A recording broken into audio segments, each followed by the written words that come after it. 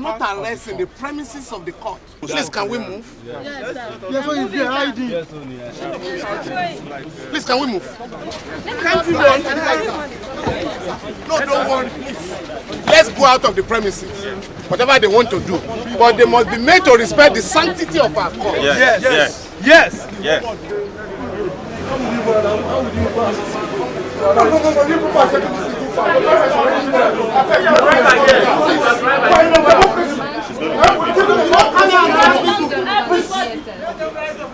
Enough is enough. Enough is enough.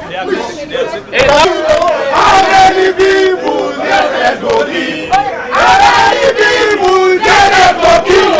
How many people get go kill?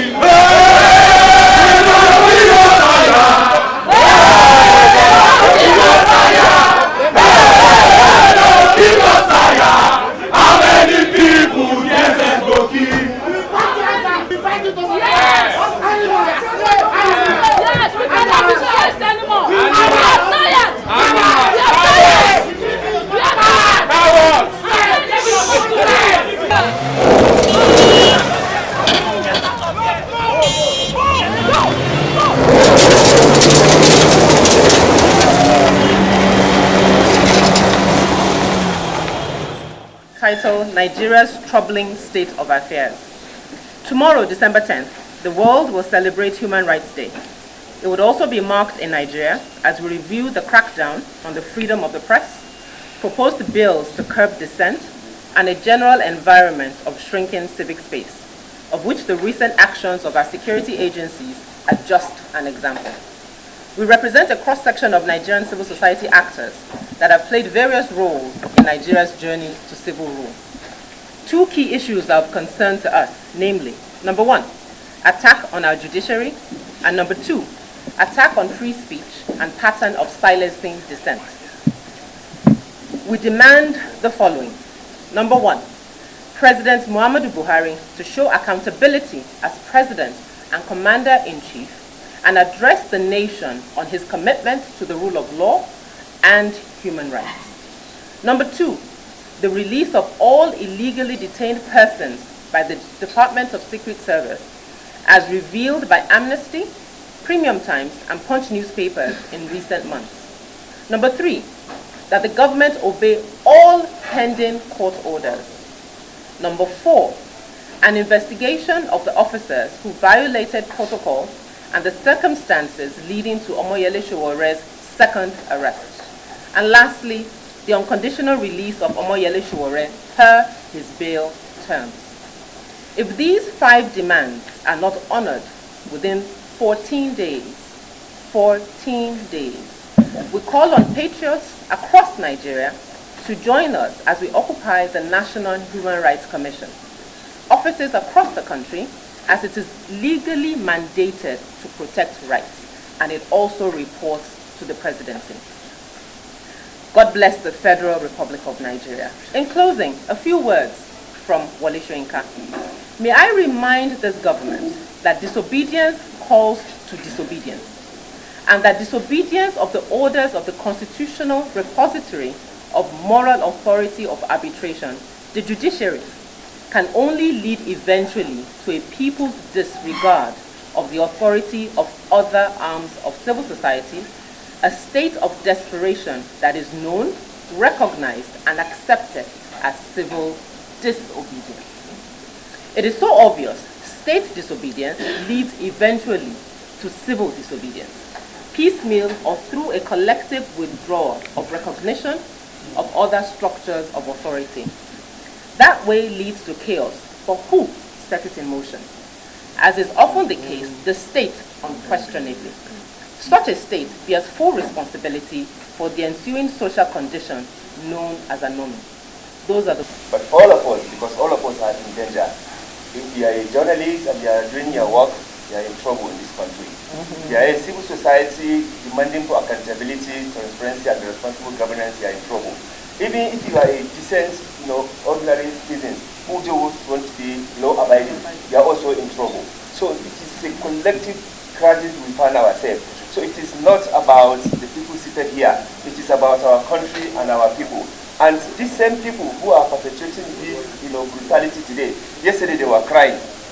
Yesterday, just in 2015, when DSS went and invaded APC data center, they were crying. In fact, La Mohammed was shouting that this is the worst thing that has ever happened, in the Nigerian history. But today they all kept quiet. In fact, justifying this gross violent violation of fundamental human rights in Nigeria. So we just want to let the whole country and the whole world know that we are in a state of, safe.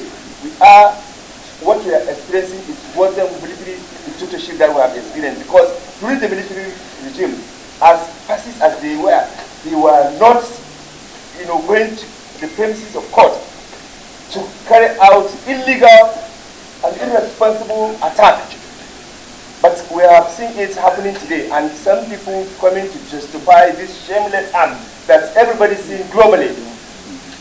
All sorts of contradictory statements were coming from them. Instead for them to even apologize to the nation for embarrassing Nigeria.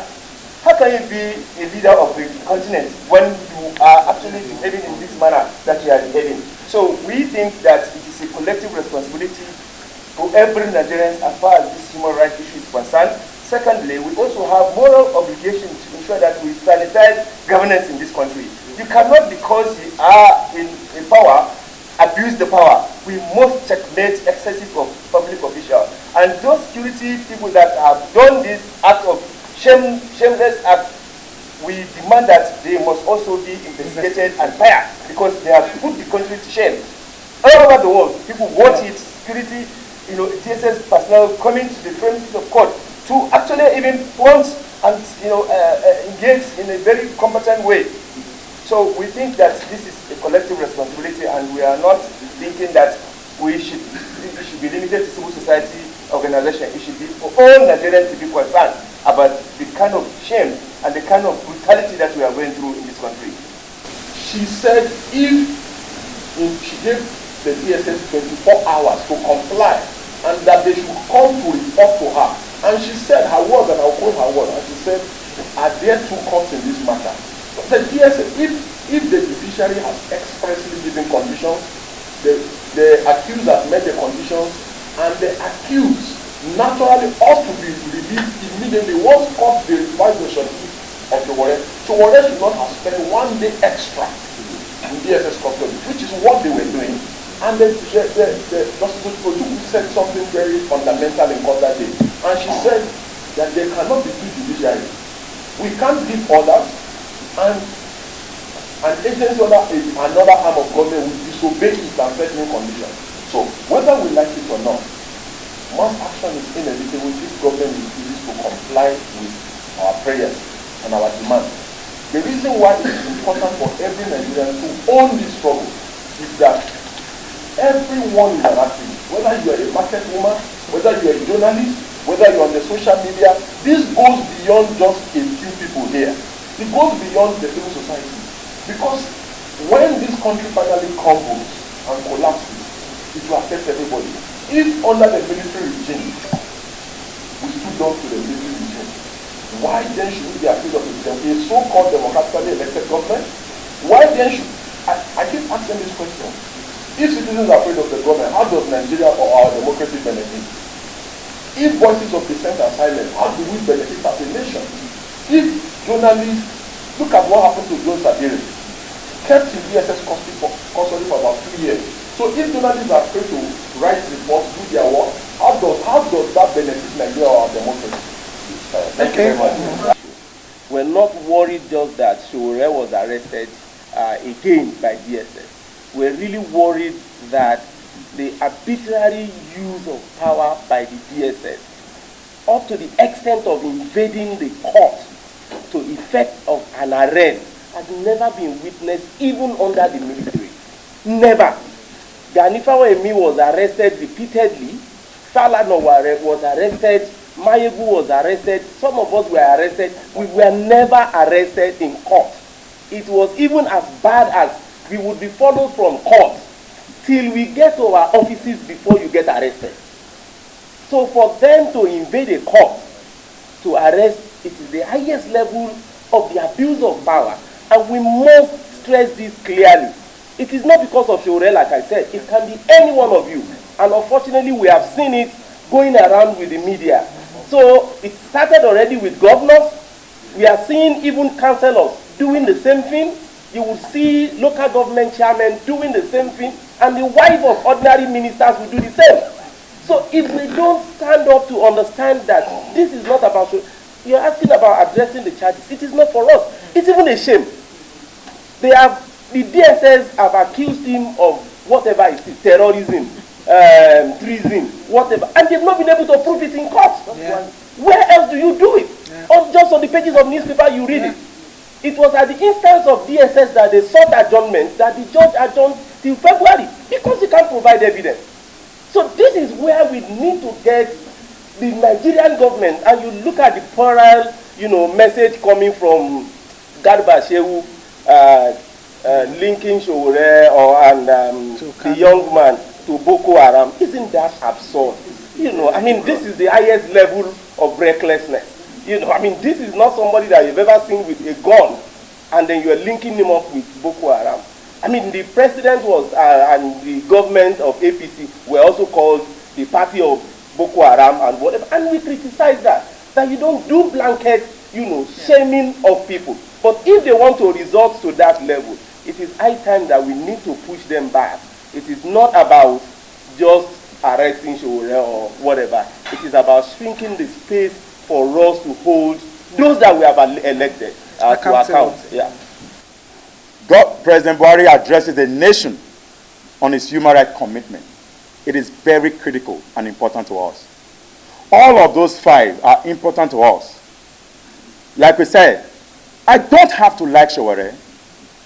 I love Nigeria more than Sowore. I like Nigeria to stand. I love a beautiful Nigeria. And the only way that will happen, that we are all happy in Nigeria. Our quest, as all Nigerians, I'm too confident that the man who said 100,000 people did not do any survey.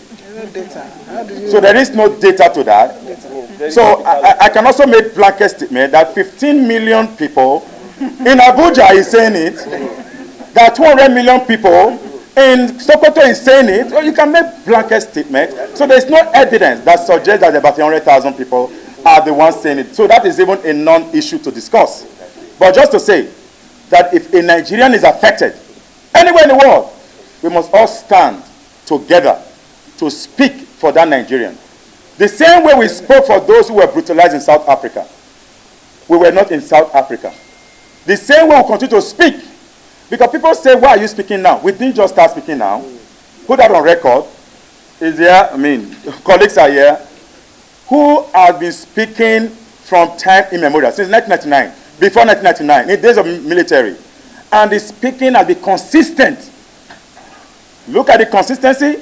When DSS invaded, being used by the former government, we criticized it vehemently. We are for the Nigerian people. We are not for anyone. We demand the following. Number 1, that President Muhammadu Buhari shows accountability as President and Commander-in-Chief and address the nation on his commitment to the rule of law and human rights. Tomorrow is World Human Rights Day. Number 2, the release of all illegally detained persons by the DSS as revealed by Amnesty, Premium Times, and Punch newspapers in recent months. Number 3, that the government obey all outstanding court orders. Number 4, an investigation of the officers who violated protocol and the circumstances leading to Omoyele Sowore's second arrest. And lastly, the unconditional release of Omoyele Sowore per his bail terms. Thank you. Thank you very much.